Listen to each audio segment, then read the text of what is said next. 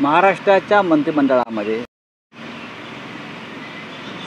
Supreme कोर्टाच्या आदेशाने शेतकऱ्यांच्या फसवणुकीबद्दल गुन्हा दाखल झाला असे एक मंत्री आहेत। 2 दिवसापूर्वी सुप्रीम कोर्टानं ज्येष्ठ मंत्री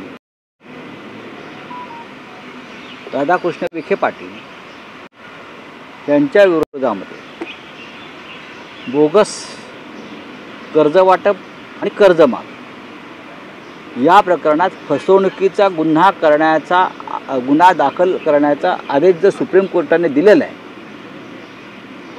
10,000 शेतकऱ्यांच्या नावानं बोगस कर्ज घेतले आणि कर्जमाफी करून घेतली। 10,000 शेतकऱ्यांच्या नावानं बोगस कर्ज आणि कर्जमाफी हा अत्यंत घृणास्पद असा प्रकार, फसवणुकीचा प्रकार, शेतकऱ्यांच्या फसवणुकीचा प्रकार। हा विषय मी 3 वर्षापूर्वी मांडला होता इथेच।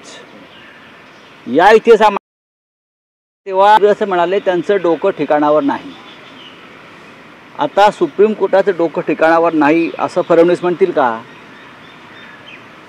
फसवणुकीचा गुन्हा जर सुप्रीम कोर्ट दाखल करायला लावतो आणि असा मंत्री तर मंत्रिमंडळामध्ये आहे, तर नैतिकतेच्या आधारावर एकतर त्यांना ताबडतोब मंत्रिमंडळातून दूर केलं पाहिजे